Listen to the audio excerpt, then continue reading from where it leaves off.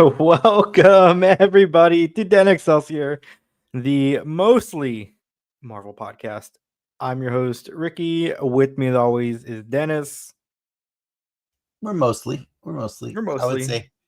say this week we're probably like 50%. Well, on the subject matter, Like 50% on the mostly meter. but the quantity that we'll be discussing is going to be mostly. It's going to be mostly because, Mostly because you don't watch Harley Quinn and I do, and so then yeah. you just let me talk about it for like 2 minutes. Mhm. And then, You're like done. the grandpa on his deathbed. We just gotta let him like talk for a little bit about certain topics I'm just saying, man. before we start discussing the will. We've been talking about Harley Quinn since we started this show. Like, I just think it merits a discussion on the show, and it merits our look at you. You're just making faces so the listeners can't even see what you're doing right now. You're the one that acknowledges it. I can make whatever face I want. The audio show. It's both. It's both. There's a video version, everybody. Our We're on numbers say YouTube. otherwise. Hey, we're on YouTube. You can always go over there and check it out. It's free. Don't worry about it. Okay, Episode 171. We're talking about 171? the Avengers. Wow, the way you said that, we need more energy there. We're talking about the freaking Avengers. You know what's weird about that one? Mm-hmm. It's the only one that has "the" in front of it. Is there a the? There is a "the." Only on that one, unless you're in the UK, in which case it's Marvel's Avengers Assemble. Interesting. Yeah, the rest of them do not have the. Avengers Infinity War, Avengers Endgame. The comics are just called Avengers, right? No, I think they're the Avengers. I think there's a little "the." I could be right. I could be wrong. You might be right. I don't know.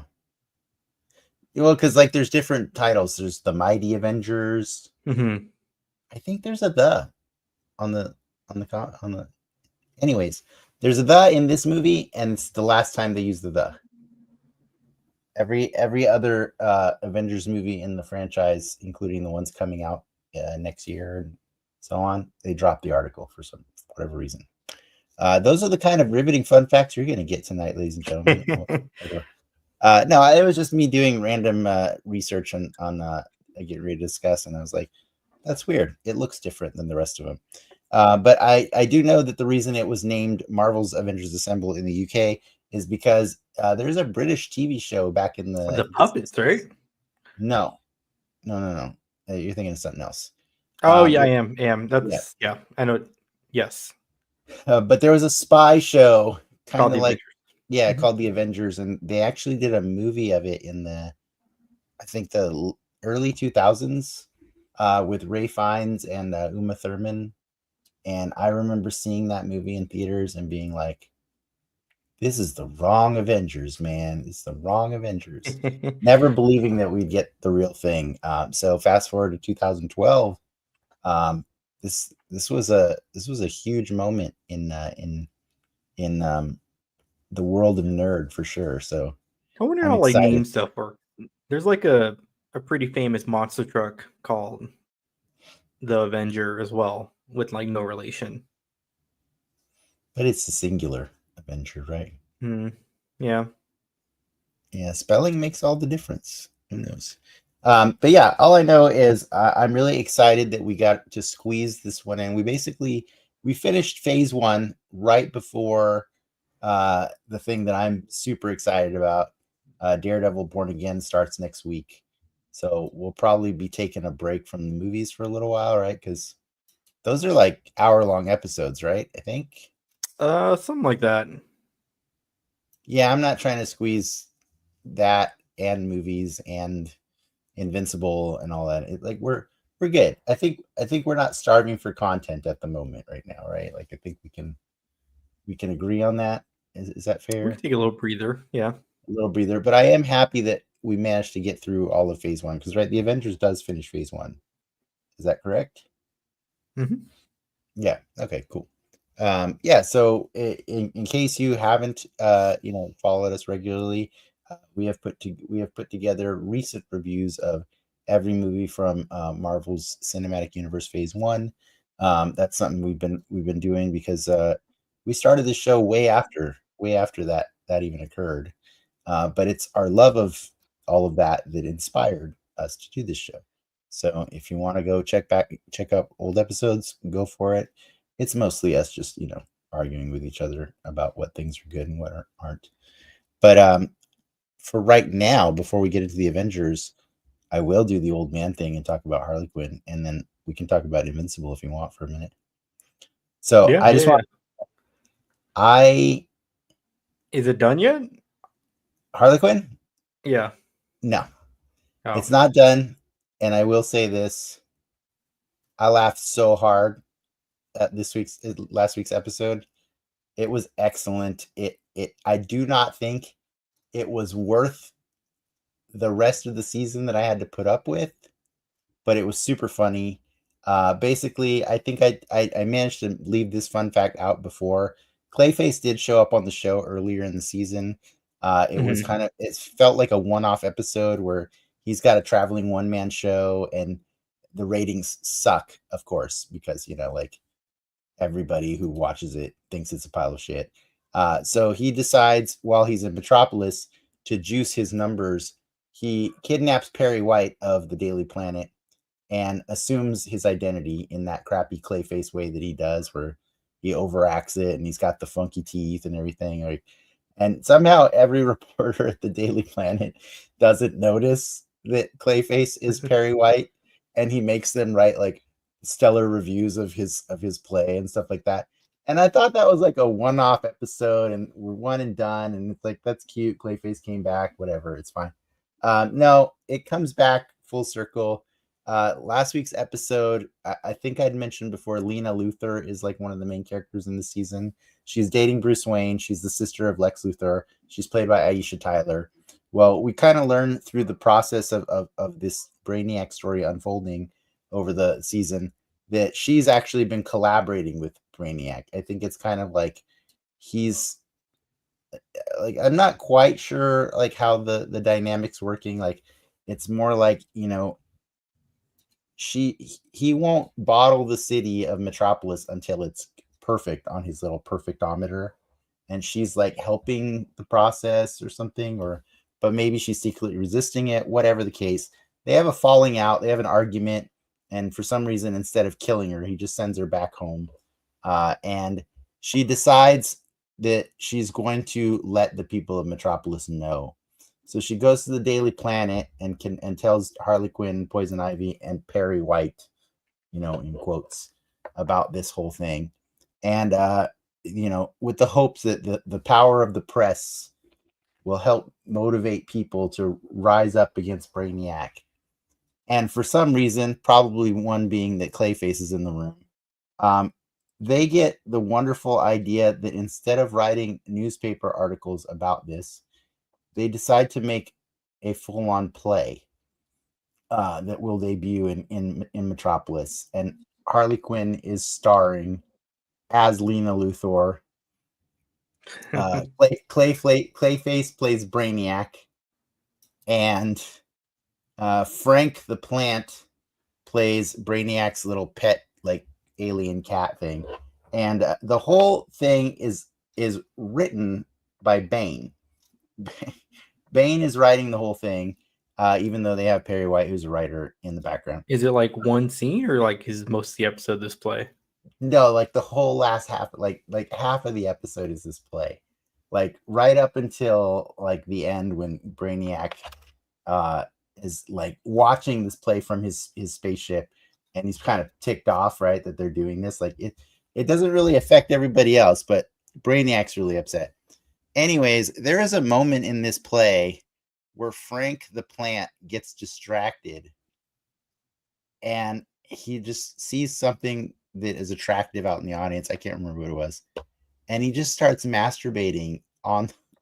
I don't understand how a plant masturbates in the first place, but he's just rubbing one out on stage during a scene. And Harley's like, Frank, what are you doing? You can't do that. And he just, the way he looks at her and says, sometimes you just got to get the poison out. Like that's, I just died.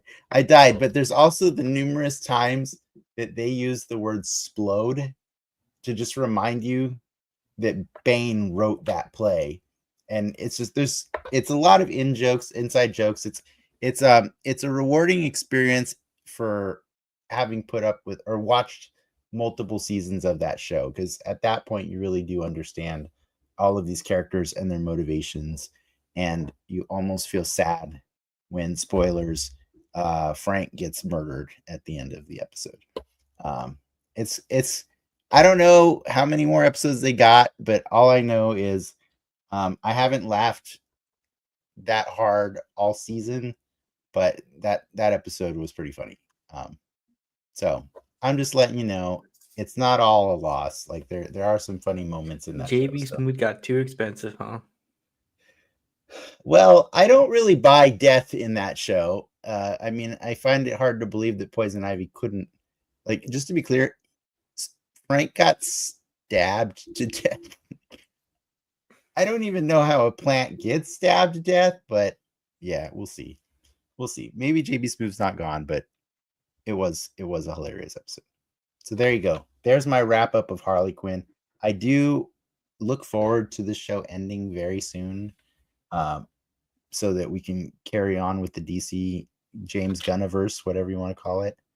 But I do still like some of these slightly outdated pieces of the universe that exist. There. That's my high horse. I'm done. I'm done for now. Do you have anything you want to say about Invincible? Have you been watching it? I watched like half the first episode. It's a hard show to watch and sit down. It's not something that I watch, and my time is increasingly not free. I like it. It's more Invincible. I think that that show shows not missing a beat. I will say I think the animations of a lesser quality than the previous couple seasons. I feel like. Yeah, but I'm okay with it. I see the complaints sometimes on TikTok, and I'm like, okay, I see it now. I see it, but like, yeah. I think they pick up a lot of slack with the voice acting. Yes. With who they choose to get, and they Simu Liu's in the season. Hire a known celebrity and have them phone it in, but they seem to consistently get great performances out of a lot of people that you know. Yeah, I think the experience is really the whole experience, right? You're not supposed to just be there just for the animation. Otherwise, like, you wouldn't be focusing on these amazing performances that are coming from some really impressive acting. Yeah. In hindsight, too, the graphic novel is like much more detailed in a way. Like it's a visually different. Like the framing they choose for some scenes is the same, but the art style is a very different art style. But that's because the art style is everything, right? Like that. Like there's the right art style and the writing. There's no voice. Exactly. No, exactly. Yeah. So I to your point, like the people that are complaining about the way the animation looks, like you can't have it all. You're going to spend money on animation, or you're going to spend money on voice acting. Do you want to know a funny full circle moment I had on Sunday? I was playing Baldur's Gate with our good friend Frank, the former co-host of this show, the strong opponent to Invincible back then when it first released. We couldn't get him to watch that show, right? Like he hated it, right? He hated the animation. He really hated the animation back then. So I jump online with him on Sunday night. He's like, so I finally watched the first season of Invincible. It's a pretty good show. And I was like, son of a bitch. I feel like that man is the embodiment of a contrarian. Like every time too many people, he's said it before on the show, when too many people recommend something to him, it makes him not want to watch it. You know what I mean? And so here we are, like, when did that show even come out? Like 4 years ago? 5 years ago? At least it was a pandemic show. Was it before the pandemic that it came out, or Before, during. Yeah, but I just know that like he was here, because when he watches something, he has a great memory of like every single instance, especially if he just binged the whole season like last week or something like that. And he's like listing off like all these cool little details, and I'm like, Frank, I'm gonna be honest with you. It's been a long time since I watched that season one, man. I don't remember these things the way you do, but I'm glad you like it. And I just thought that was so funny because you and I both loved that show from the beginning, and we just wanted to share that with Frank, and he just wouldn't. Well, He did you couldn't read do it at the the time. book? Yeah, yeah. Okay, so you have to read it. You didn't read the books, did you? No, I didn't read the books. Okay, Yeah, yeah, I can see yeah. how you would be opposed to something if the books are as good, or I'm assuming they are. It's the same story. Yeah, it's the same story, I'm sure. Yeah. So, but yeah, it's. I just thought it's funny. That's your little shout out, Frank.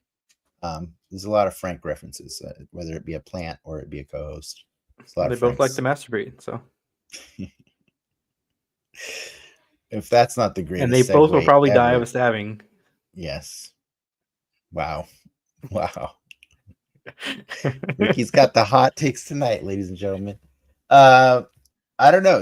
Like I feel like I've kind of shared enough of what I've nerded out on this week. Unless you want to, do you want to talk about your friendly neighborhood Spider-Man? The only thing we actually just finished it too was we finished the first season of Malcolm in the Middle. Going on, there's like 6 or 7 of them. That show's great. I Wait, have you Selena never had watched it not. I before? don't think it's been exposed to that Bryan Cranston. Have you never watched it before? I watched it when it came out, but Oh, not okay, like okay, I okay. would catch an episode here and there. But I was also like, I could relate, I guess, more so to Malcolm at the time, right? You've seen you've seen the alternate ending that they filmed for Breaking Bad, right? No, I've never watched Breaking Bad. Oh, really? Uh, There's an alternate ending that originally started as a joke that Bryan Cranston pitched to them. That the creator Vince Gilligan liked so much that they ended up filming it. They really filmed it, and the story basically the ending is Bryan Cranston's character from Malcolm in the Middle wakes up next to his wife from Malcolm in the Middle. oh, I feel like I have seen It's Like a Dream. Yeah, it's Yeah. it's like a Bob Newhart style. It was all a dream. Like I had the craziest dream ever. Like I was a meth dealer and all these things and stuff. And it's adorable. But yeah, like you can't separate Bryan Cranston from Malcolm in the Middle. It's part of his DNA. It's part of why we love him.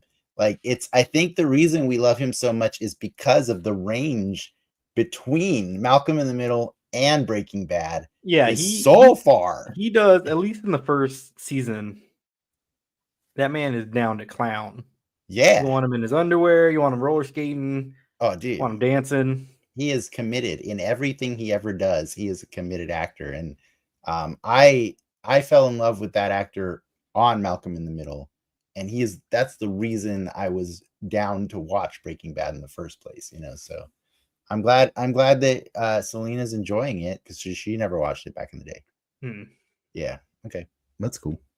Yeah. I'm still trucking along with Dexter. We kind of made this weird interlude where my wife, for some reason, Lindsay has she loves Teen Titans Go. And I tried once before to get her to watch the old school Teen Titans, and she just couldn't do it.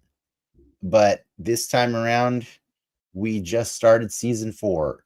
And I think we started that show last week. Like it's, in fairness, they're like 20-minute episodes. And yeah, I grew up with that show. That show's amazing. That show's amazing. It's amazing, and I'm so happy that this time around, for whatever reason, it just clicked for her, and now she's in love with it. Like, and she It gets probably to see has the greatest Flash arcade game ever created. Cartoon Network made like a Flash fighting game. I think I remember that. And Yeah, it's like stupidly good. Yeah, randomly, like as I was watching the show today, we just started season 4 like 2 hours ago, and I was just like, dude, have they never made action figure? Like, I mean, like proper action figures of these toys? Because I know Cartoon Network was notorious for dropping the ball on making good toys for any of their hit shows. Like, they never really made good toys for I don't. anything. I I looked it up, dude. Like, I no. mean, they used to have little staction figures, you know, like the little 5 points of articulation, or mini, like little Funko type vinyls, or all kinds of stuff. But I finally found like the most beautiful thing ever, and there's a cyborg 7-inch fully articulated figure from McFarlane Toys that they made 5 years ago. And then I found this awesome Reddit thread that's like, how come McFarlane Toys only ever made Cyborg and nobody else? And it's just this giant thread, the years in the making of people just saying, I guess like McFarlane was testing the waters to see how successful. Was he a Build-A-Fig or no? I do remember the Cyborg. Nah. He's amazing though, but like Yeah, I guess the sales just weren't good enough on that figure that they didn't justify it. And you know, Lindsay's like, I think you chose the wrong one to start with. Like, but I mean, he's the only Justice Leaguer now. Fair, right? But I mean, Robin's Robin. You know what I mean? Yeah, it's a small toy though.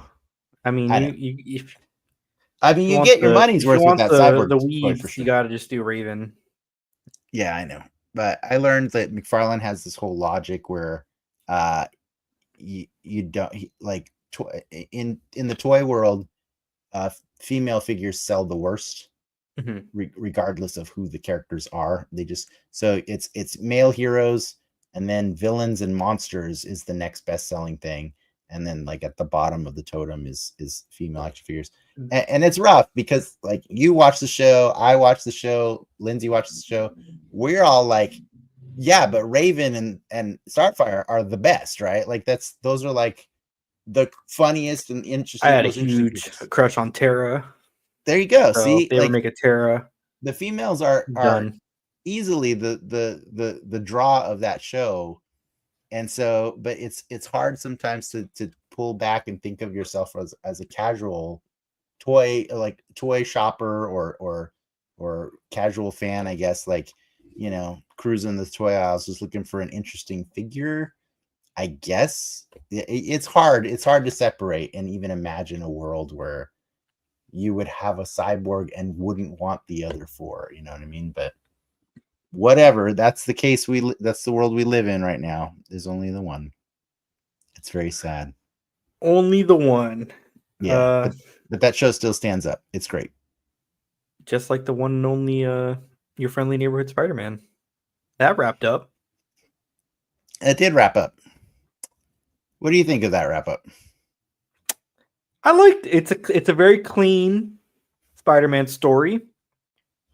All his super friends are in there. I liked the scope and scale of Spider-Man's first outing per se, right? I think it's a good first season arc for a Spider-Man, and I like the Spider-Man that we get at the end of it. The weird loopiness of his story and the fact that his dad's alive, I'm kind of down with it, but I realize like that was kind of like the plot of The Amazing Spider-Man 2 as well, and people did not like that. The plot wasn't that his parents were alive. It's that he was destined to be like some weird self. They were, well, because like the spider that bit him was from his DNA, something like that. But yeah, they had more to do with the outcome of his life than he probably imagined. Yeah. But like in the comics, like there's a story where like you find out like his parents were actually agents of S.H.I.E.L.D. I think they retcon that later to not be true, or for them to be like life model decoys or something like that. But yeah, no, I will say that was probably my favorite part of the season finale, was the little bit of like his dad being in prison. Because I didn't see that coming from a mile away. You know what I mean? Like not even close. By OG Spider-Man. Was it Christopher Daniel Barnes? Do you consider that to be the OG Spider-Man? Yes. Yeah, I thought you did. I I hate him. I didn't even notice that was him, but that's cool. No, but I do think that a lot of that season finale was weird to me.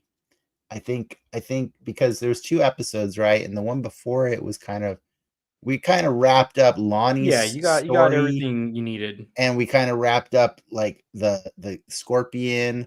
Didn't really wrap up Doc Ock like I thought we were going to.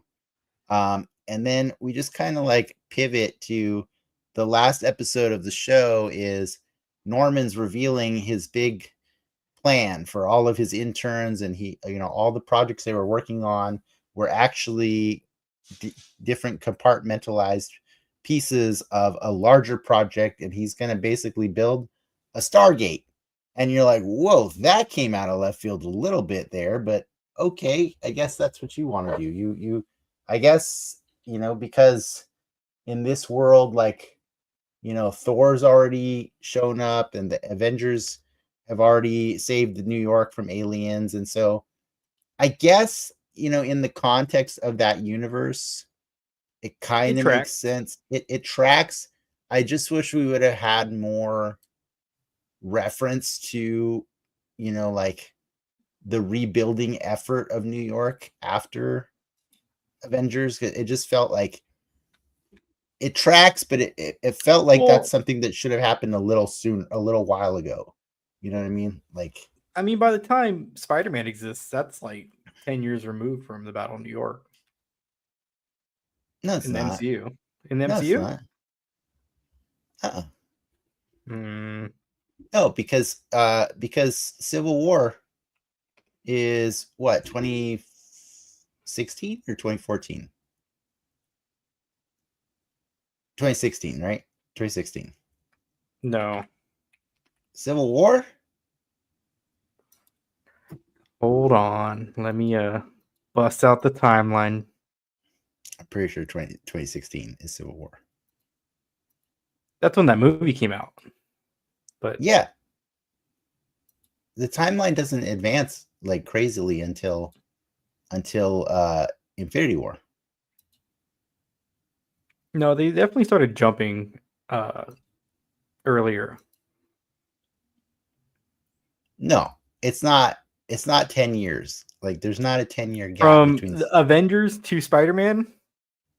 Yeah, that's not a 10-year gap.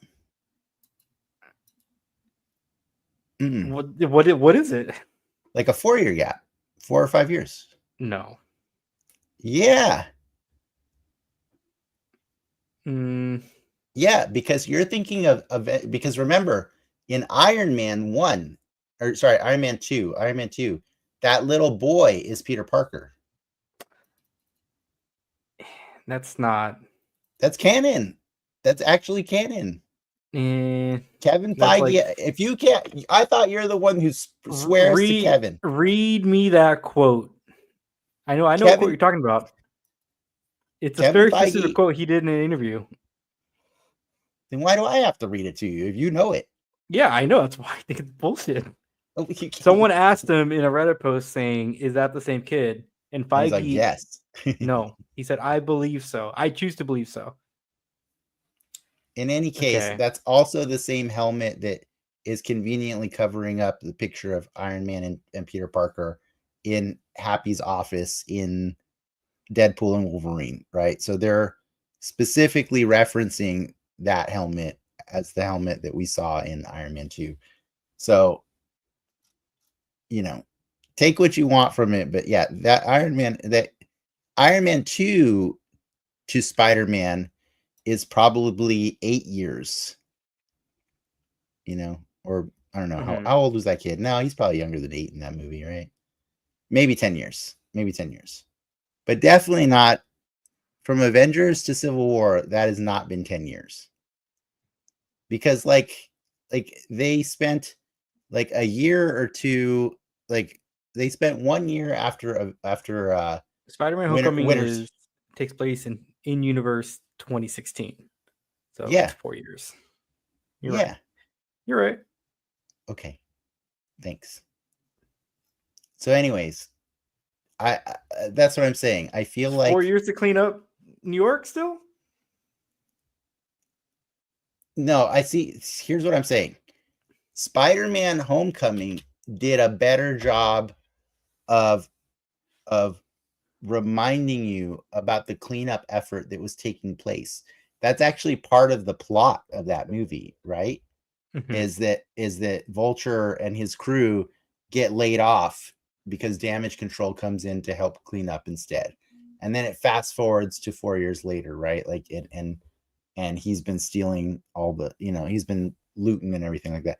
So if that's the plot of Spider-Man Homecoming, I think the plot of Your Friendly Neighborhood Spider-Man kind of just like, well, one, it ignores that whole thing, but for reasons it gave us, right? He has to go to a different school and stuff like that. So I guess we're assuming that Vulture's still out there doing his Vulture thing separately. But I think without that story, there's nothing going on in this season of the show that's reminding us of the cleanup effort that's taking place. So it kind of like, I wouldn't say it jumps the shark for me, but it kind of caught me a little off guard that was the plot of the entire last episode of the show. Yeah, I think you're implying that the battle in New York is the same for both. When it could be I a am. very different scale and scope. Maybe it's possible. Like we don't know how different the universe is for sure. But I do know that our brains broke at the closed loop paradox that was created at the end of that show, because at the end of the show they're about to turn on the Stargate. Doctor Strange shows up and he's like, whoa, do not do this, do not turn this on, you're gonna do bad stuff. And then everybody's like, hey, I saw you at the beginning of the season when the school got destroyed. And then Norman Osborn flips out, you're the one destroying schools. And Doctor Strange's like, I have no idea what you're talking about, right? And then through some crazy Infinity Stone time stone hijinks, he accidentally ends up time traveling in the middle of a battle with this Venom symbiote creature that we saw at the beginning of the season. And they go through the portal, and they end up back at the school where all the mayhem started in the first place. And then the spider that was actually genetically altered spider from Oscorp that stole Spider-Man's blood last week. They used his blood to try and like recreate the whole spider thing. One of those spiders comes through the portal, which we back then believed at the beginning of the season that it was some alien spider that came through the portal. And now we know it's actually a spider infused with Spider-Man's DNA, comes through the portal, bites Peter Parker, gives him his spider powers. Closed loop. Chicken and the egg. Doesn't make sense at all. Yeah, it's comics. But I'm not mad though. I'm not mad because they have the opportunity to come up with a fun answer to that in later seasons, right? Like they can do the thing where he's predestined to be the spider or Madam whatever. Web. Yeah. So like I'm not mad at the potential, but I am annoyed that they created a weird chicken and the egg situation. Where just time travel just didn't need to be in that episode, but okay, I guess it's there now. Sorry, this is my rant. What did you like? What did you like about that episode? The last episode? Yeah, I think the episode before it was all right. It was like, I mean, at the end of it, you also get the Nico. Lonnie's getting a little white. Oh yeah, he had the vitiligo at the end, right? Lonnie's turning a little pale, right? Yeah. Nico's using some magic. You get the door cracked. I'm like, okay, this is where we're going. We're doing the things. And that's always, for me, that was always fun. I don't know who Daredevil was working with. That was Finesse. That was Jean Foucault, who was one of the 4 interns. Remember one of the 4 interns. Yeah. Web gets created, right? So Finesse is the one that possibly the daughter of Taskmaster. I think I told you about that. Okay. Yeah. I guess she's one of Daredevil's collaborators, I suppose. Yeah. Daredevil hangs out with minors. I know. It was a little weird, right? It's a little weird. Yeah. But I guess, more Charlie Cox, whatever. That's fine. Yeah. I think what about the web thing? What do you think about web? I don't know much about webs outside of Disneyland, so like, I cool. know. You're bringing the Disneyland thing in Because that's what it is. What web, but web was a thing before Disney, right? Or no? It's always been a thing to service Disney. Web was a thing also created at the end of the last Spider-Man show on Disney, on Disney XD, I think was Marvel Spider-Man. Yeah. Marvel Spider-Man, they end up founding Web in the last season of it, and like with the characters that you can, like with Shuri and I don't remember, or was it? I don't hate it. Like whatever brand synergy, like yeah. Sure. That shirt that I have now from Disneyland makes a slightly bit more sense now. I think it's weird brand synergy when it's only like an offshoot of your brand is synergized with the thing. You know what I mean? It's not like the movies are going to reference web ever. They're just not going to do it. Like, so they won't till they will, right? Sure. Yeah, I just like I did an eye roll at the web thing. It was okay, whatever. Yeah, I think ultimately that show was to paraphrase, to quote Ricky, it was fine. But and that's fine. I did appreciate how like mature a lot of the takes were in that show, and I did appreciate like a lot of the science that was being discussed in that final episode was really, high level, kind of like, okay, we're doing some interesting things here. Like this is going to be cool. But, it all was just in service to like, here comes the big Venom monster again. And I was just like, from that point on, I was like, all right, I'm just going to sit here and wait for them to push that thing back through the portal, but not before a tiny little drip of it gets left behind. And you know what I mean? Like I could see the entire plot of that episode playing out in advance.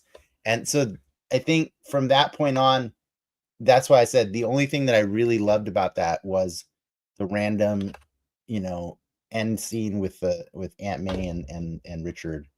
I was like, oh, okay. All right. Let's see where we go. I'm intrigued. Let's go. They didn't even show the squiggly thing again, did they? No, I think it'll be cool if Richard did something really heinous and like he killed his mom, or if he killed the mom. Like he's in jail for doing a bad thing, and I don't say that's okay, but like that's a part of our society, right? People he's in jail. He's got to be in jail for a really bad thing to tell Peter that his parents are dead. Do you know what I mean? Yeah. It's got to be a really bad thing. And I mean, I'd be fine with Peter coming to terms that his dad did a bad thing and going to jail, but I don't really necessarily want to see like, I got to bust out my dad. Like, I don't, or I got to find the evidence to exonerate my dad. I would not find that interesting. Do I think they're going to do that? Yes. But it would be a really different tale if that's just a part of his life that he has to deal with, right? And come to terms with, and not have to be, and not put like a super spin or some type of bullshit on it. Like his dad's in jail. That's it. I think I have seen concept designs for season 2, and I believe we're getting a Gwen and a Spider-Gwen. Have you seen that? Mm-hmm. Yeah. So Ghost Spider. Yeah, or Ghost Spider. Yeah. Because we do know there's more spiders, right? Like there's definitely more spiders. Even the spider that bites Peter gets away, right? Like in the like it crawls away. So yeah. I feel like I'm just afraid that show is going to inadvertently end up doing a lot of the same things that Marvel's Spider-Man did, which Marvel's Spider-Man was in a hurry to get as many of the spider characters into that universe as possible. Like, so like when it starts with him being in school with like Miles and Gwen. They're all the same age. And then I think there's some other characters along the way. I think like maybe Cindy, I can't remember. And it's just like, okay, I get it, but let's just slow down here. You know, like there's so many other characters. So like I'm excited. What's up? What was that? You said the game?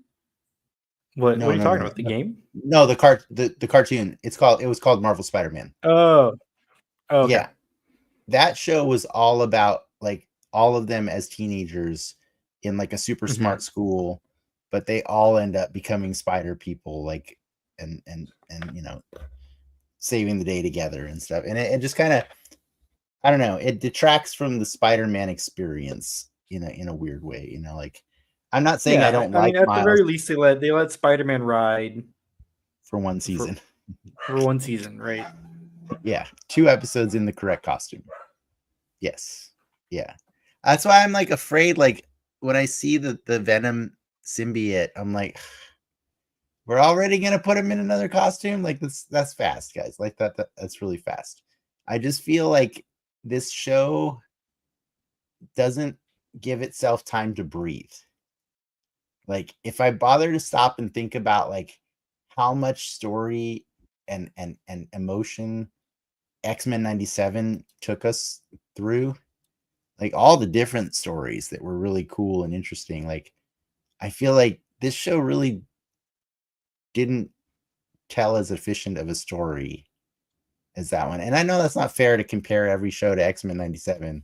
I just love X-Men 97 so much, you know. But yeah, it was fine. It was fine. Like I'm not mad at the show. I don't think you can be mad at the Spider-Man show. Like I think people can have opinions on it, but it's like Captain America: Brave New World. It's a sound Spider-Man origin story. You know. Well, I question the soundness of the origin, but I do enjoy his journey to becoming Spider-Man in it. Yes. Yeah. And it's fresh in a where they go left instead of right. More often than not, it's interesting. You know, like the great power comes great respect. That's a neat, different part of Spider-Man's mythos. And he did not like the way that sounded either, too, right? Like, and that's cool. Yeah, I'll give you that. It is cool. It is cool to like explore what's over there because we've already done this way. You know what I mean? So like, yeah, it's I do appreciate it for that. I think I don't need it to exist in like a faux MCU world. I think that might be, you know, like I think we're trying a little too hard sometimes. By the way, did you notice? I think there's a shot of the Watcher.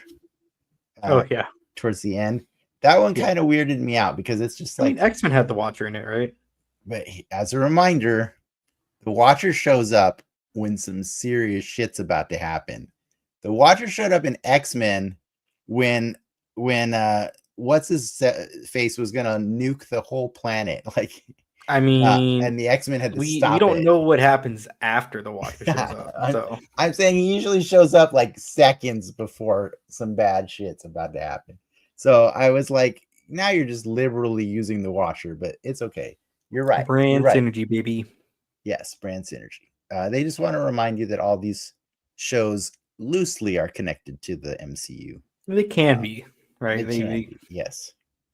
Yeah, but I still recommend it. Like if you're interested in exploring all the areas of the MCU that you want, this is a fun, like, you know, offshoot for sure. It's cool. It's cool. Do you got news you want to talk about, or do you want to? I do. I'll blow through it though because we're okay. We went super long. I mean, I had a bunch of crap.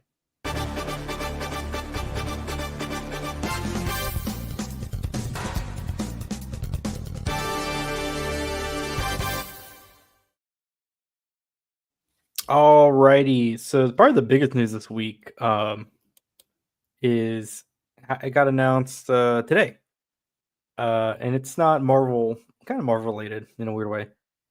Kathleen Kennedy is retiring at the end of the year. So for those of you who don't know, Kathleen Kennedy was kind of the Lucasfilm. I'm trying to remember her title. She was basically second in command for a long time after George and Lucasfilm, and then once he retired, she really shepherded the ship on everything Lucasfilm after. So new Star Wars trilogy, Indiana Jones, Star Wars shows, all that pretty much ran through her, akin to like a Feige for Star Wars. But she's stepping down at the end of the year, and the question is up: who is going to replace her? No one really knows as of right now, but it's speculation seems to indicate it's either going to be Favreau, John Favreau, Dave Filoni, or Kevin Feige. They all make sense in their own ways. I will say I think Feige's stock has gone down, but he probably makes the most sense. Which then would beg the question: who shepherds? Feige makes the least sense, as he's not been involved with Star Wars at all for the last 10 years or ever. Do you know what I mean? Managing an IP at that scale. But you don't understand. It's not just that. Feige has been part of the Marvel ride since it started. Like, he's always been involved in the Marvel movies, and that's why he's got stake in that game. You know what I mean? Like, he doesn't have any investment in the Star Wars universe, like, other than possibly being a casual fan like the rest of us. You know what I mean? Like, Feige's been a fan of Marvel. A new toy box to play in. I'm not saying he's not qualified to be a manager of the thing. I'm just saying the reason we got the level of quality in the MCU that we did for so long is because Feige took a lot of steps to ensure that worked, right? That he had a very strong opinion about what makes Marvel, and that opinion served as his North Star. And I'm not sure that he necessarily has that same level of intimate knowledge of Star Wars.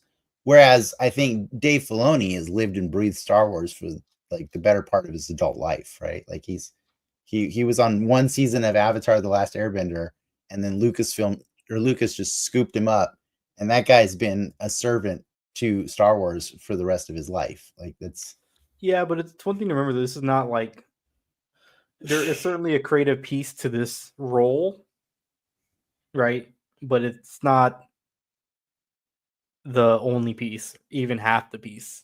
right. Like, there's a whole production and which is why I think Favreau is probably the best qualified for because he's gotten his toes wet, but he also understands how the big picture works too. You know what I mean? Like, in a different way. So my money's on Favreau, honestly. I mean, it's a cool. It's like a once in a lifetime job opportunity for anyone who gets the chance to step into it. So I can only imagine, like, the power struggle, but the dynamics that lead up to the next hiring are going to be interesting. But honestly, like, I don't need more Favreau movies, right? Like, I think that's the thing. Like, does he want to still? If he still wants to make movies, then this is probably not the role for him. Right. But that's what I'm saying. But when was the last Favreau movie you were like, is he directing the Grogu Mando movie? I think he is. Yeah, and that might be the next best thing. I like Zathora. I'm not gonna lie. What about Lion King? Oh, he did direct Lion King. Yeah. He didn't do the second one, though, did he? That was I don't think he did the second one. Yeah. I did not like the Lion King movie. Yeah. But that movie made a shit ton of money, so. I don't think the second one did, though. No. So, yeah. Anyways, I think that's a fascinating thing. I know that a lot of people consider Kevin Feige to be somebody that could be that person for Disney. I think I would rather it be Jon Favreau, but I'm not going to be mad. I'm not going to be mad. What's that? Favreau takes over Marvel and Feige. So there was a Feige also was attached to this job a couple years ago. I think He was during attached to being a executive producer on a Star Wars movie, I believe. yes, something like that. Yes. Yeah. Yeah. They were going to have him develop a Star Wars movie. But that's a big Oh. deal to go from a Star Wars movie that never happened to being in charge of all of Star Wars and Indiana Jones and anything else that comes out of Lucasfilm. You know what I mean? Like, I just don't see the incentive for him to leave it, because he's currently the guy in charge of all of Marvel. You know what I mean? That's a pretty cool gig. Like, is Star Wars better than Marvel? I don't think it is. I think to a certain person it can be. Again, you're playing with the biggest IPs in the world. Sure. It's almost like who am I thinking of? For lack of, I mean, I guess it's relevant because we're talking about the Avengers. Like Joss Whedon, right? He did Avengers and Justice League. Mm-hmm. You're doing the same thing with a new set of toys. But he didn't want to do Justice League, just so you know. Like, yeah. He didn't want to, okay? Like, as a reminder, that was a shitty circumstance for him. Yeah. And I'm not and there's not so many other there's not too many other franchises on par with both of those. Right, but the question becomes like that someone at that skill level can like slip into. But it's if they were entertaining a change. But there, yes, that's the question. Like I will tell you, if I had Kevin Feige's job, I wouldn't even consider doing another job. I just wouldn't do it, because like, it's not about the money anymore, right? It's not, the money's not the problem. Mm-hmm. And so it becomes like, what do you want your legacy to be? Like, do you want to be the guy that held the Marvel universe together for, 10, 20, 30 years, whoever? Or do you want to be the guy that went around collecting IPs for fun? Like, I know you might like to be the guy that collects IPs for fun, but like, I'm just saying, you're going to answer. So in 3 years, he's the guy who held the Marvel MCU together for 20 years. Yeah, if he stick around for 3 years. That's a good, yes. I mean, but that you get what I'm saying though. Like, I don't see it as, I think we differ on how easy of a transition, if he wants it. I'm not saying he can't do it. I'm saying, like, I wouldn't be as happy as I would if Filoni or Favreau got it. That's what I'm saying. Fair enough. Michael Jordan still went to play baseball, and you can never be fully happy. And he was terrible at it, just as a reminder. He was terrible at it. What other news you got? We've already committed. We're already down this road. Yeah, we're going late today. James Gunn and Peter Safran at IGN Fan Fest. It's a little housekeeping on some DCU happenings. On the animated front, we are getting a Starfire TV show and a Green Lantern TV show that's in the same universe as My Adventures with Superman. Okay, so interesting. Wait, both shows are in the same universe? No, just the Green Lantern one. It'll be focused on is it Jessica Cruz? Okay, so Starfire is going to be in the DCU. It's going to be its own thing. It's just its own DCU show. Okay, but so it's not connected. As of right now, it's not connected. We're done saying everything's going to be connected now.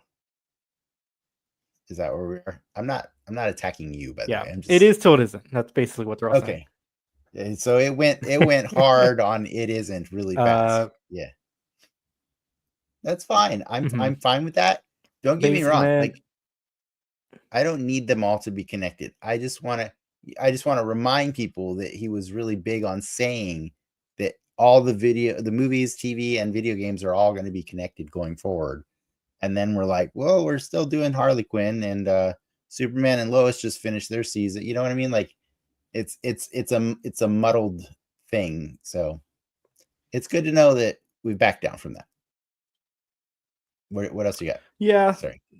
they put a few things on ice, specifically Waller and the Authority. They're kind of in a weird. Yeah. They're a little further along than I think others had hoped. I heard that And the reasoning for the Authority was they don't see a reason for the Authority to exist in a world where we already have the boys. Because it's kind of the same idea. Fair enough. Like, It's yeah. the same idea. And same thing with Swamp Thing, James Mangold, who's on the Oscar train hype for what is it? Not Matt Damon, Bob Dylan. oh, biopic. that's right. Yeah. Yeah. They're giving him space basically to see if he's gonna do something else afterwards, or if he's gonna go straight into Swamp Thing. Okay. And then the what was it? The Sergeant Rock, right? Sergeant Rock. Yeah. Yeah, Sergeant Rock's kind of on ice as well. As well as Booster Gold, a lot of stuff that's just like it's still there, but we're not working on it. Yeah. But the Blue Beetle show is pretty far along. They said. Is it Sholo? It is Sholo. Okay. The other bit of news that was in this little like roundup. I just lost it. Okay, yeah. So the dynamic duo movie that's using this Sway Box's stop motion animation hybrid technique. Right. That's not set in the DC as well. So that's okay. That was another little nugget. But they left everything like that with the caveat of like it is until it is type of thing. Until it isn't, right? Yeah. Yeah. And then last but not least, they basically you're saying don't expect anything at Comic-Con. So yeah. Which is weird. So I have a question. You can sit out 2 Comic-Cons. Yeah. Yeah. I have a question for you, and this is not meant to be like I don't mean this to sound like I'm poo-pooing all over your news and stuff like that. I don't mean that at all. I do appreciate that you go and gather this news for us to talk about. But I am curious what you think about the amount of news that James Gunn puts out versus the very small amount of content that we've gotten from James Gunn. What, like, do you think that he talks too much? Do you think that he's putting, like, do you think that he's inserting his foot in his mouth a bit much, considering all the things that you just basically reported on? Okay, here's all these things that he originally reported on that are no longer happening or are on the back burner or whatever. You know what I mean? Do you think that maybe he's like trying to be too transparent and that might be hurting him? I think this is why you do a Comic-Con, right? Because you can do this again. It can be Comic-Con, or it could be whatever the thing they were doing, the Fan Fest live stream thing. But less of these ad hoc interviews, and more of like these things where you're just showing, like, just show me the fucking suit, or show me. Well, the movie's already going to be out by then, right? Yeah, show me a thing, right? So you could say, hey, Waller's a little further along, but here's a pic of Viola Davis. And it softens the blow a little, right? And like, okay, you're still doing something, right?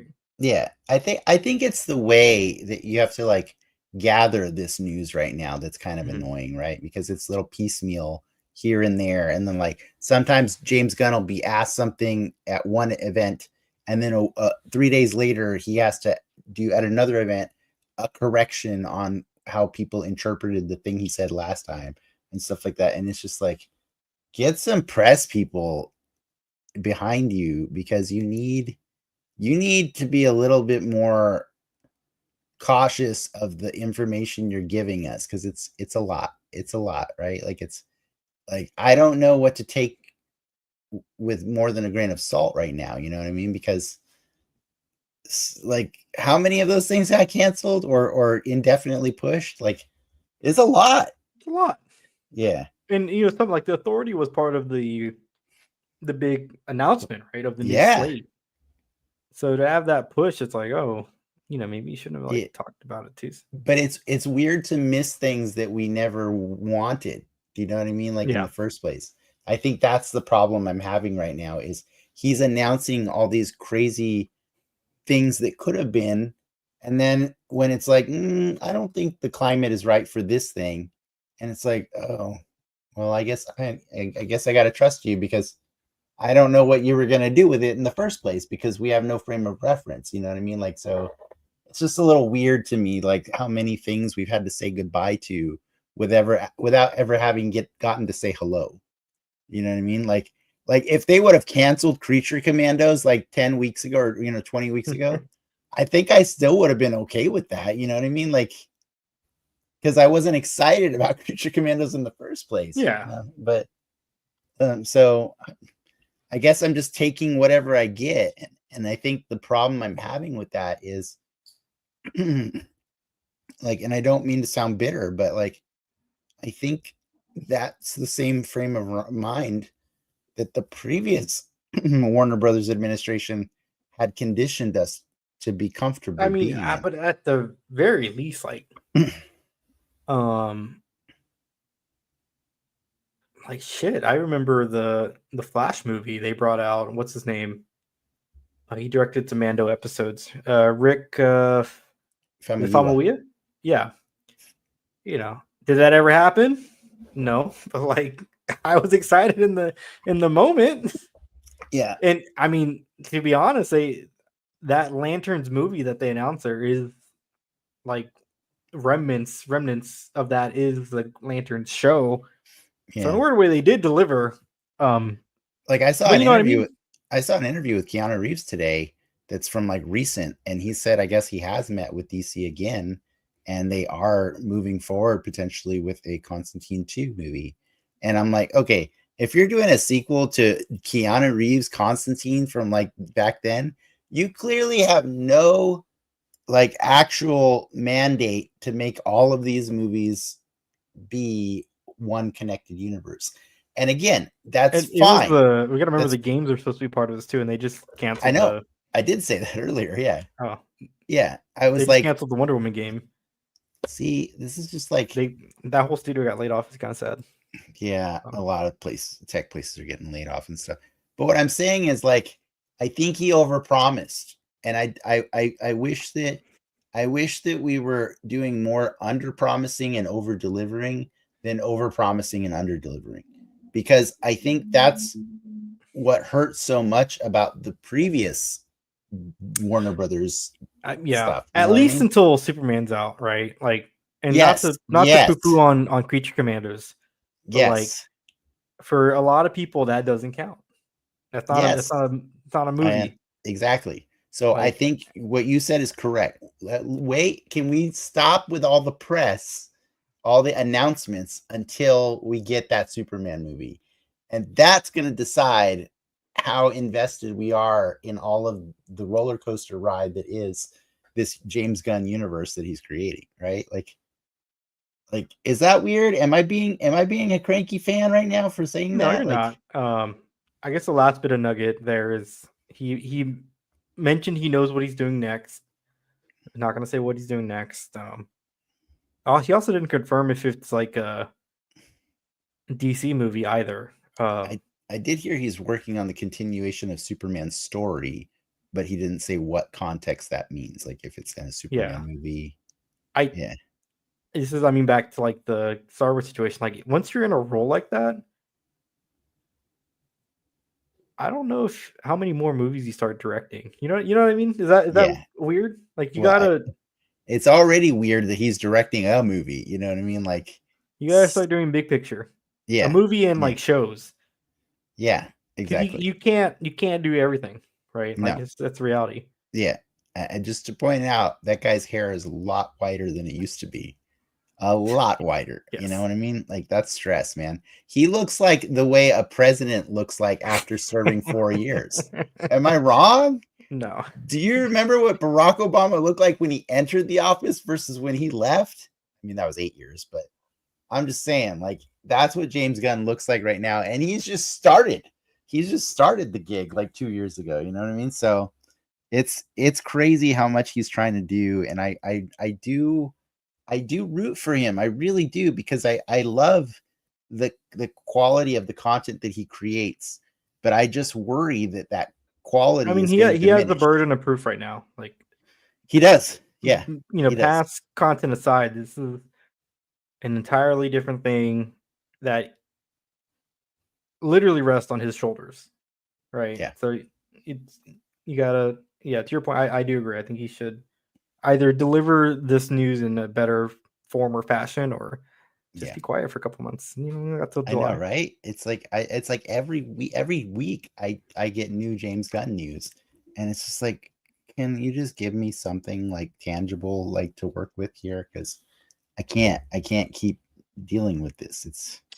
It's too much. Alrighty, last bit of news. John Bernthal is going to return in a Punisher special that he is writing, or co-writing. It's set Okay. to come out next year. So, Marvel Spotlight, right? It's going to be on mhm. Marvel Spotlight. Yeah. Yep. Disney Plus. I'm Maybe down. we'll get some blood, some boob. I'm gonna put this out there, and I don't know how well this is gonna play, but I saw a video recently of the CPAC, where lots of other people are doing that fancy. They like to call it Roman salute. Oh yeah, that thing.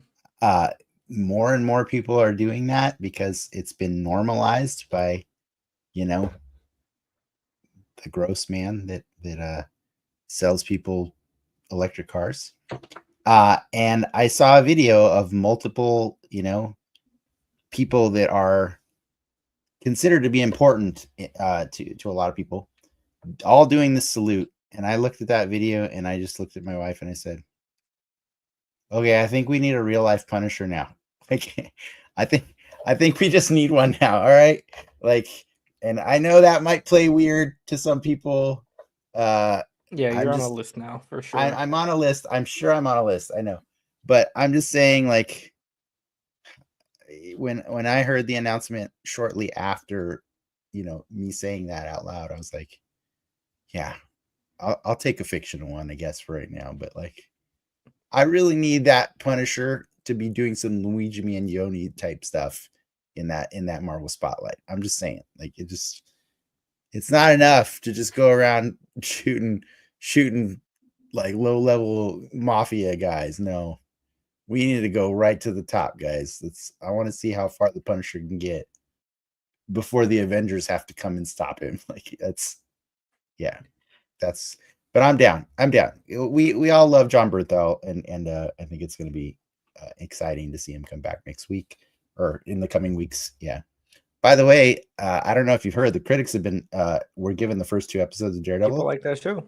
People love that show. Also, Charlie Cox and Vincent D'Onofrio have been confirming that the show is a continuation of the Netflix series, and the first 2 episodes do a good job, according to the critics, of establishing that it is a continuation. But it's written in such a way that you don't have to have watched all 3 seasons. Good. But it is a continuation. It's not a reboot, Ricky. You say reboot, I say continuation. What's the difference? We're an hour and 12 minutes into this. Should we talk about the Avengers? Yeah, or we just punt it to next week. No, yeah, we'll talk about the Avengers for a little bit.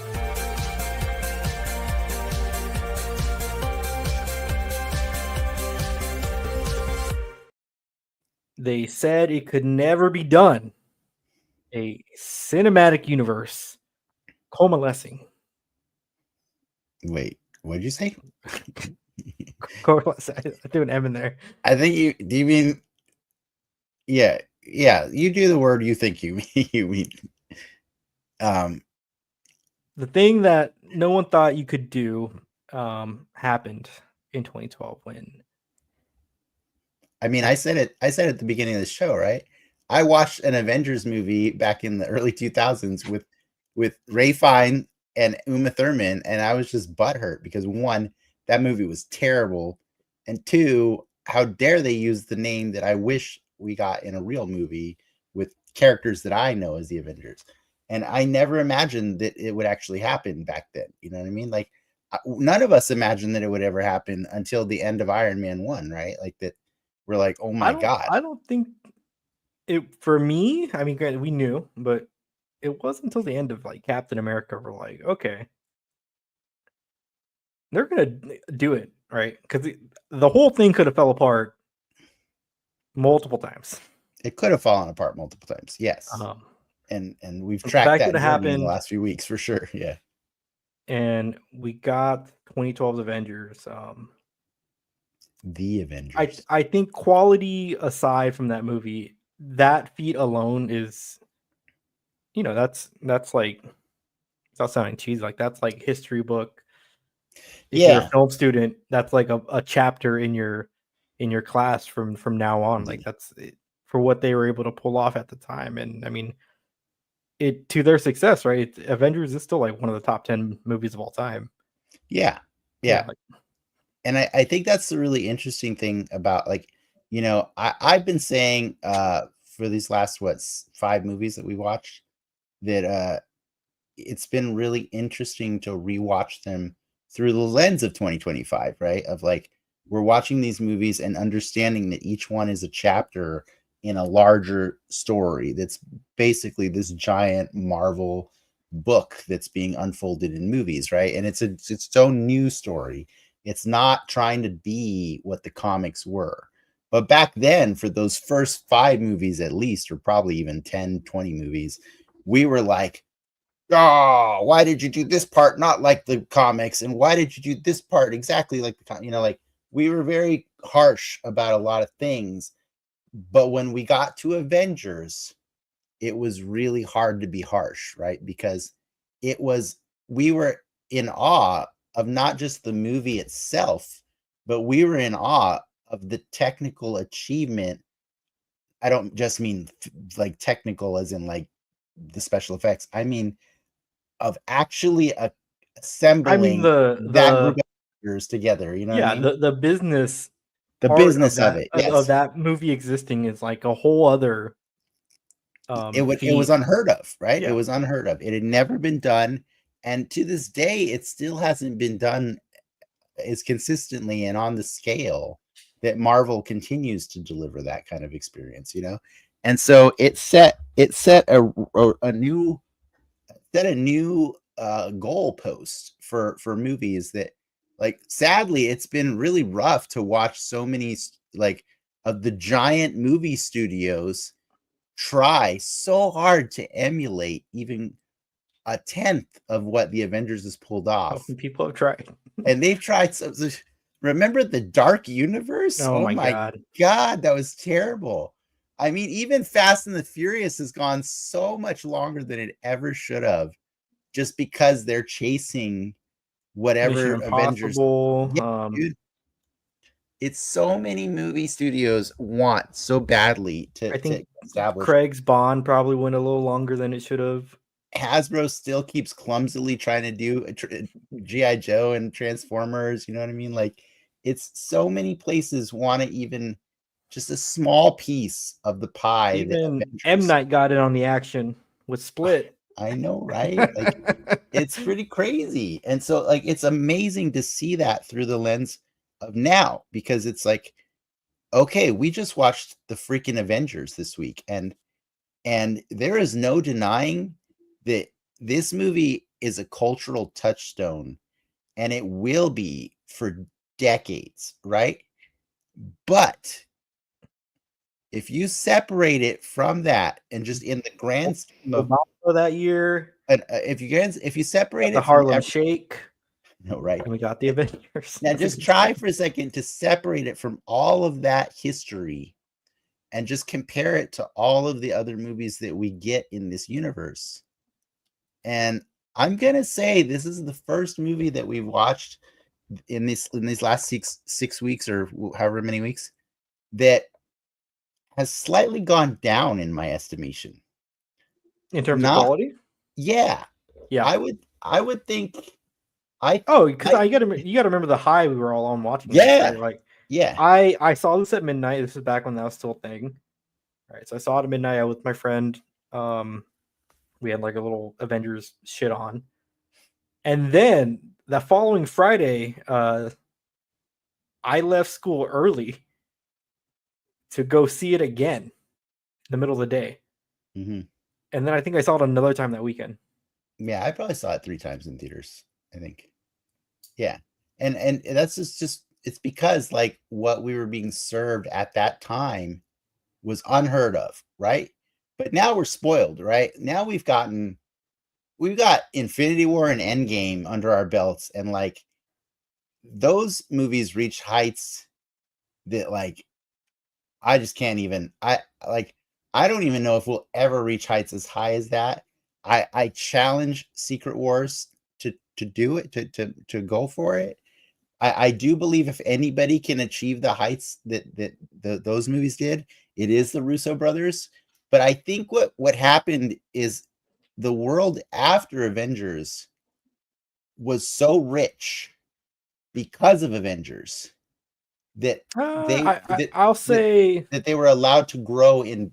I mean, because of the success of the Avengers. What I'm yeah. saying, the success of the Avengers allowed Marvel to put way more creative effort into all these different endeavors, and so we end up, we're gonna get like Guardians of the Galaxy soon. We're gonna get Winter Soldier soon. We're gonna get Spider-Man. We're gonna get Ant-Man, which is really a fun movie too. I'll say, I think, I mean, if we're talking about that point, post Avengers kind of fucked them up a little bit because you set this expectation of like the toys can now play together. And you gotta remember the first like two movies, it's Iron Man 3 and Thor. None of those movies have toys playing together. I know, I They know. they, they kind of regress in that sense. Captain America, you do get more of that, which I think that's why it works so well. that Or that part of the movie is reason why. that movie is the first one to where to show like, hey, I think this is what the audiences want Yeah. going forward. You know what I mean? And Like then Guardians is, it's an outlier. but it's an amazing spectacle in Yeah. itself too. You know what I mean? And Like then you get Age of Ultron. So you really don't get like this Avengers you experience. get Ant-Man too, which has That was a after Ultron. Falcon. Oh, was it after? Okay, you're Yeah. right. You're right. Yeah, yeah. But my point is, Hmm. like, we do get a higher quality of movie going forward for a while afterwards. We get more ambitious stories. We get more complex things happening to these characters, right? Because now they have to go on. Now their arcs are not just that, hey, how do they become the hero? It's like, how do they deal with being this person that they are now? You know what I mean? Like, I really like that Iron Man 3 is how does he deal with the PTSD of the events of Avengers. I know a lot of people don't like Iron Man 3. I love that movie. I think it's an excellent movie. But there's the coolest thing about the Joss Whedon movies, the Avengers 1 and Age of Ultron, is not necessarily the content of the movies themselves. It's the amount of threads that are created to allow other creators to pull on later, right? And I think that's what Avengers really succeeds at doing, because at its base level, the plot of this movie is pretty freaking straightforward. Like, it's pretty straightforward. It's almost kind of annoying, like how like the fighting, the obligatory fights with the Hmm. heroes has to happen twice in this movie before they can finally work together after Coulson dies to fight Loki. It just seems like a no-brainer. It's like, guys, you should just go beat Loki now. Like I don't know what we're doing with Loki for half the movie. I do think it's really weird how much his motivations have changed, because as a reminder, that's the Loki that ends up going to the TVA, and becoming the best Loki. And so it's pretty weird. But like, I do think the character moments are just good enough to keep them going, but I don't think there's a lot of really meat to any one character's No, moments, I think writing wise, other than maybe the Hulk, right? He gets a it's lot. I'm not a fan of Joss Whedon, not for the obvious reasons now, but I he he's a little too quippy for me, and Yeah, I know that that's a big trait of his. That's that got him to that writing style got him this job, and he did. It's a Joss Whedon take on the Avengers, right? For more or less, it is. and It if you is. don't like his work, then inherently, I don't know if I love like the writing, but for better or for worse, the dynamics are there, right? Yeah. The interpersonal relationships between all of them get built, and Yeah. that's not to say it's bad, but like it feels dated almost. It feels dated in funny ways because like I will say there are two Dennises that were watching this movie the other day, right? There's the Dennis from 2012 that was like, man, I remember how awesome this felt to watch this movie.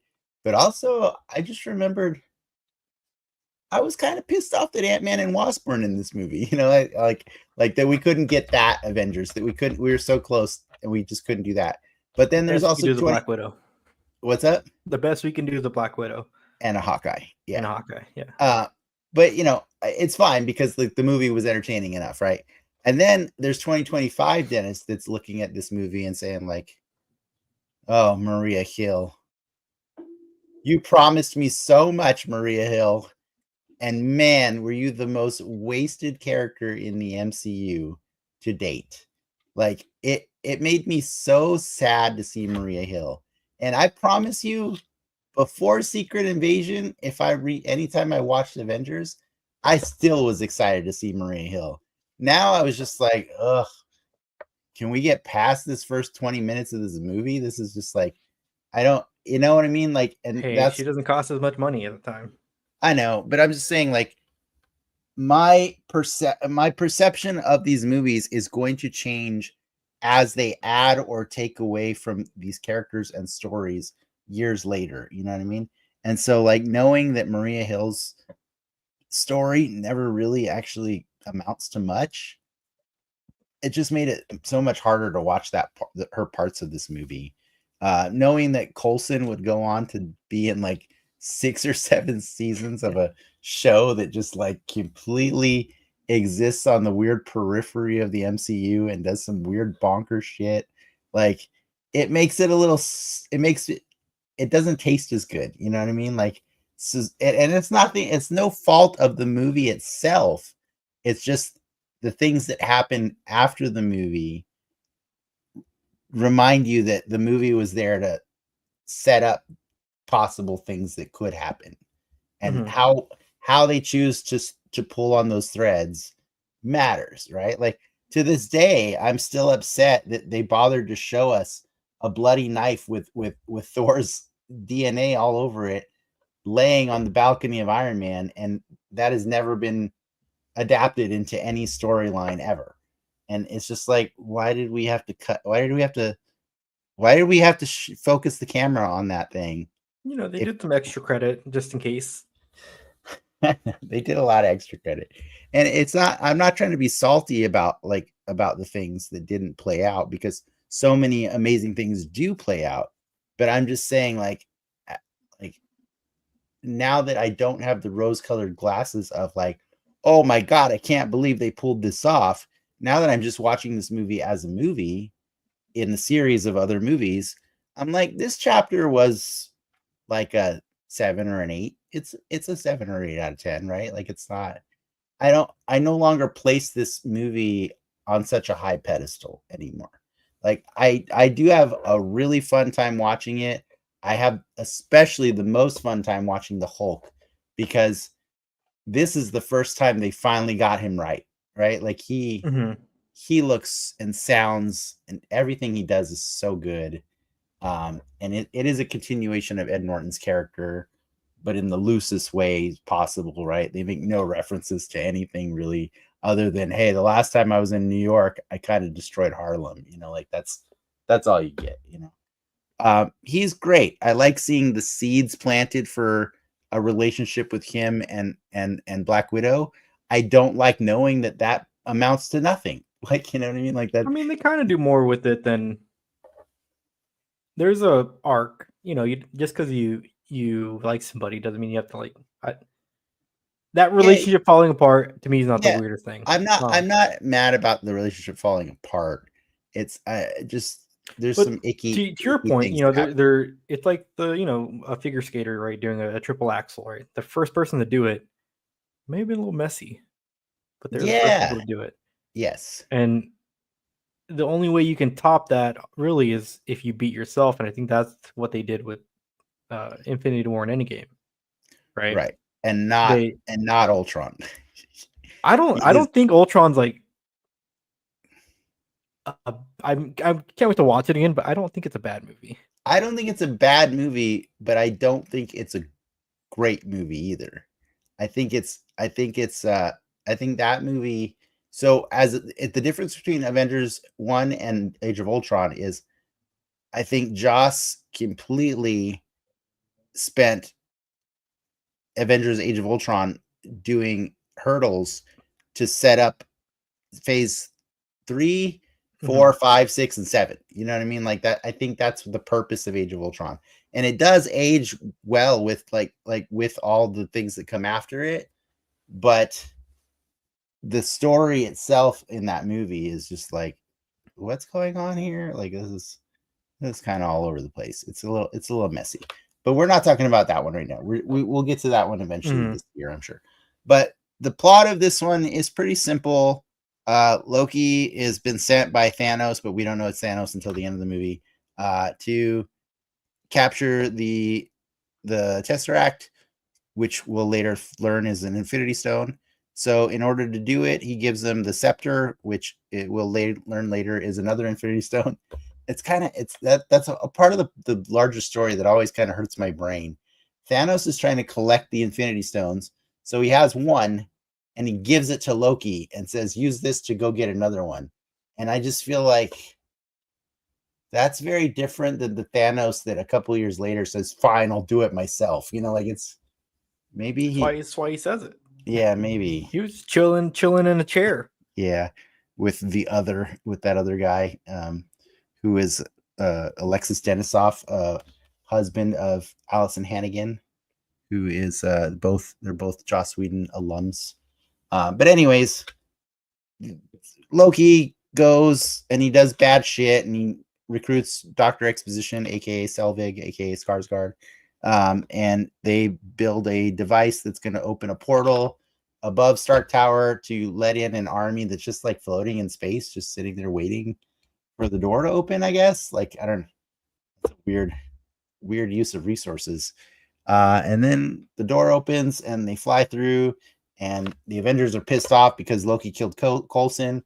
So they've all united and they fight a bunch of aliens, and then they stop them and they go away and they have shawarma. And that's the movie, right? Like, and there's a lot of fun moments. There's a lot of several action sequences, like several big action sequences. It's really huge in that scale. Like the action sequences in this movie are nuts. Oh yeah, and also the U.S. government tried to nuke New York because Yeah, you want to talk about stuff that's never like resolved. You know, they actually go into all of those shadow characters on Agents of S.H.I.E.L.D. It's kind of weird. Like, yeah. But yeah, there's a lot of weird stuff that's kind of there that they may pull on that thread, they may not later. But you know, you get Scarlett Johansson as Black Widow, you get Jeremy Renner as Hawkeye. Their characters you just got tastes of them before, but now they have like actual stories. You know, they're best friends because they've been through shit. She's got red in her ledger. We'll pull that one for years to come. We'll just keep diving into that one. You know, Hawkeye, we're not quite sure what we're gonna do with him. We'll figure it out eventually, and then they He'll do, get and his they own give him show. we'll give him a family, all this stuff. You know, like, but you know, there's seeds being planted of like, hey, they want you to care about these characters, then do it. So, and I think Iron Man is growing as a character, like as he progresses. It's all fine. It's all good. It's building blocks for sure. I do think Captain America, in hindsight, looks fucking stupid in this movie. He really does. Like But they give like a good they give a reason for decent, why. it's an okay reason, but like he looks stupid. They give Okay, a reason. I mean, a lot of the grievances, I can't fault it where there is a reason for a lot of the things, the choices that are made, either in story or like yeah, externally, and it all works. It all executes. I mean, it at the end of that movie, we have an Avengers team. yeah, and they do show Iron Man shoot the beam at Captain America's shield, and everyone that's a nerd who's ever played a video game jizzes collectively at the same time in that moment. There's a lot of those moments in that movie, like where it's just like I feel like when I'm watching that movie, I'm like, this is a man who absolutely knows how to play with his toys. Yeah, Because that's what this movie is. It's 2 hours of just 2.5 hours, I think, of just 2.5. Yeah, the toys being played with so hard. And I can appreciate that. That is something I will never let I will never fault him for. He plays with those toys so hard. I just think it maybe have been in service to the at the detriment to the plot a little bit or to interesting character development. But yeah, the I have never enjoyed the Hulk more than I do in that movie. I think it's like the terror you see in Black Widow's face when he first starts hulking out is amazing. Like it is like she does some good acting in that movie. Like I feel like she's kind of acting is harder than she a lot of outside of Sam Jackson the most well known in that movie the at the most time? well known. No, Robert Downey Jr. is like the most well known by His a stock was, mile. I mean, his stock was up. I guess you're right. Because after He's Iron Man 2, it's he, really but he's been famous for decades. Like no. But in terms of like, I forget the Sherlock movies were going on during that time as well. oh yeah, no, he's Robert Downey's the man in that movie, and he I think it's pretty cool that they take like 30 minutes before he even shows up in that movie. It was pretty ballsy of them, but he definitely has a presence like when he's on that in that movie. And I love how much he's eating in that movie too, like just constantly. He's just constantly eating and drinking. That's like his thing he does in all those movies. But yeah, no, I still do love this movie. Like it'll always like I can't watch this movie without remembering all of those experiences in the theater, right? Those are some of the best moments you can ever have in the movie theater is when you're there with so many fans that all are just blown away by seeing something they've never seen before, right? Like I was too young to watch Empire Strikes Back in theaters, but God, I wish I could have seen what that was like. You know what I mean? Like to have Darth Vader say, "I am your father," like that was probably the most mind blowing shit ever for audiences in 1981. And like you can like you have to be a real film buff to like isolate those moments, but like in this decade or in these last 2 decades, I think like at least 3 out of the top 10 of those are all MCU, right? Like they have at least 3 because the Yeah, MCU just keeps topping itself like for a while after Avengers, right? Like so it's been it was a it's phase one is an excellent ride. There are bumps for sure, but ending with Avengers is like we promise there's going to be so many more chapters, right? And that's the promise that they have delivered on the most. Like, is it's a promise that we're going to get so much more, and boy, do we! Like, it's not all good. It's not all good, but I mean, we have Daredevil Born Again next week because of the success of the Avengers, right? indirectly, yeah. Yeah, like because of everything that happened after Avengers, like it created like a movement, you know, of like, and now Well, here we are. Yeah, it proved that these things can work. This idea can work, and working is one thing, but when you start making billions of dollars, no matter what business you're in, that usually gives you like a green light to keep doing it for a yeah, long time. yeah. You're printing And money at this point. it could be, you know, diminishing returns, but even diminishing returns on billions of dollars will still last you a while. For reals, You for can make reals. a lot of misses before that Yeah, stops making sense. And yeah, yeah, you know, it's one of those things, to your point, like that's just a memory that I think we're both gonna have collectively and for the yeah. rest of our lives. Yeah, that's a cool thing. You know, I hope we get another moment like that at some point. I don't know what it could be. Well, I mean, Um, like the cool thing is, like historically, every Avengers movie has given us one of those moments, right? Like at least we've gotten a moment that's like, wow, you know what I mean? Like we can hate on Age of Ultron all we want, but like the Hulk fought Iron Man in that movie, I don't and know that was when freaking Vision picked cool. up Mjolnir, that was a pretty big thing. Yes, and well, it's only a big thing because at the beginning of the movie, Cap almost picks it up, right? Like it's so there's so many things in every Avengers movie that is just like rewarding audiences for their commitment I to that forget. Did we universe. watch Endgame together? Yeah, We did. yeah. But that's what I'm saying. Like the memories that are created by watching these movies are so strong that they are by design meant to do that so that we will continuously put up with all the other incremental ones that won't make as much money, but it still pays their bills. It keeps their lights on, right? And also, then we'll also buy the merchandise. We'll also watch the Disney Plus shows. We'll subscribe to Disney Plus.